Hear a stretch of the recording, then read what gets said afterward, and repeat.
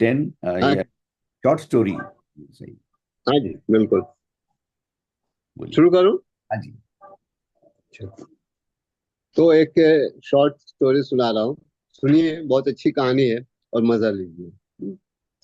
एक डॉक्टर थे, तो वो सुबह जब अपने चेम्बर के लिए निकलते थे, तो उनकी बीवी एक लिस्ट दिया करती, सारे दिन के खर्च का, क्या क्या सामान लगेगा, वो लिस्ट उनके हाथ में थमाती थी।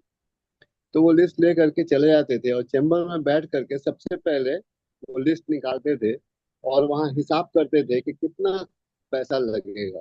वो एस्टिमेट जो है बनाते थे, 1,000, 2,000, 3,000 जो भी। तो वो जब कर लेते थे, उसके बाद से वो पेशेंट को देखना शुरू करते थे। जब वो 3,000 का मान लीजिएगा खर्च की जरूरत है, तो 3,000 जब फीस आ जाता था, उसके बाद से जितने भी मरीज आते थे, उससे वो फीस नहीं लेते। क्या बात है। चाहे वो गरीब हो, चाहे वो अमीर हो, चाहे जैसा भी हो, वो फीस नहीं लेते। फ्री। कोई इंसिस्ट करे तब भी नहीं लेते। तो ये उनका रोज का था तरीका। 2,000 का जरूरत है तो 2,000, 5,000 का जरूरत है तो 5,000, बस कल के लिए कल पे छोड़ देते थे।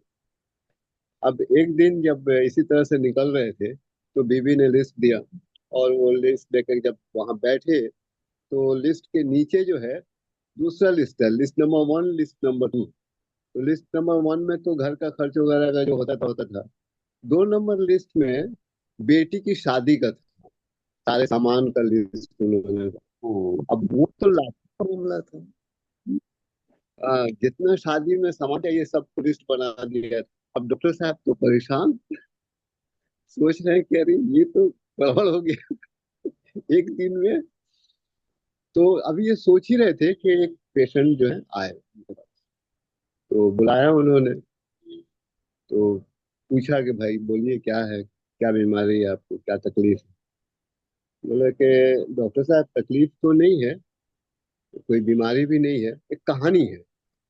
बोले कहानी है? बोले जी, मैं आपको एक कहानी सुनाना चाहता हूँ। बोले लेकिन मेरा तो चैम्बर का टाइम है। बोले कि वो उसी टाइम के हिसाब से ही है आपकी कहानी। बोले तो सुनाइए, जल्दी जल्दी सुनाइए। बोले बहुत साल पहले जब मैं यहाँ से गुजर रहा था एक दिन, तो मेरी गाड़ी आपके चैम्बर के सामने खराब हो गई। तो मैंने मिस्त्री बुलाया और वो काम करने में देर लग रहा था, धूप थी बहुत। तो मैं आपके चेम्बर में आकर बैठ गया था। और आप जो हैं बैठे हुए थे, और आपकी एक छोटी सी बेटी थी, वो इंसिस्ट कर रही थी कि पापा चलिए घर चलिए, भूख लगी है। मगर आप इस वजह से नहीं जा रहे थे कि मैं बैठा हुआ था, कहीं मेरी तबीयत खराब हो, कुछ जरूरत पड़े। तो फिर मैं आपके पास आया और मैंने आपसे सोचा कि दवा ले। मुझे ऐसी कोई बीमारी नहीं थी, सिर्फ ये प्रॉब्लम था कि मेरे बच्चे नहीं हो रहे थे। तो मैंने कहा कि मेरे बच्चे नहीं हो रहे। तो आपने एक दवा दी, और जब मैं फीस देने लगा तो आपने फीस नहीं ली। और मैं बहुत जिद करता रहा, तब एक आदमी ने कहा कि डॉक्टर साहब को आप फीस नहीं दे पाइएगा। और पूरी आपकी बताई कि जितना उनको जरूरत है उतना ही वो लेते हैं, उसके बाद से किसी से नहीं लेते हैं। तो मुझे अजीब लगा, लेकिन क्या करता, मैं चला गया। और उसके बाद से मैंने अपनी बीवी से कहा कि ऐसा ऐसा डॉक्टर मिले, तो बोले बड़ा तो महान आदमी है, अजीब किस्म के संत है, चलिए बहुत अच्छे लोगों से, बहुत अच्छे आदमी से मिल के आए हैं आप। और आपकी दवा हम लोगों ने खाया।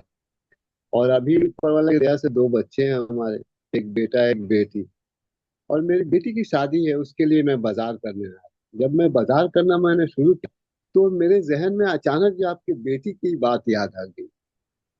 और मैंने जितना सामान अपनी बेटी के लिए खरीदा है, वो एग्जैक्ट वो सामान आपकी बेटी के लिए भी खरीदा। क्या बात है। और मैं उम्मीद करता हूँ कि आप इनकार नहीं करेंगे।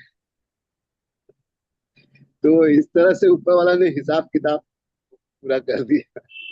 बहुत बहुत बहुत वेरी नाइस स्टोरी, बहुत बहुत बेहतरीन। वेरी नाइस स्टोरी सर, किती थैंक छान स्टोरी सांगितलं, अगदी व्यवस्थित सांगितलं. स्टोरी टेलिंग पण एक खूप चांगली कला आहे. You. Very nice. Master master ji है, माहिती है ना, इज अच्छा. Master stories also. Very nice. अच्छी लगी कहानी।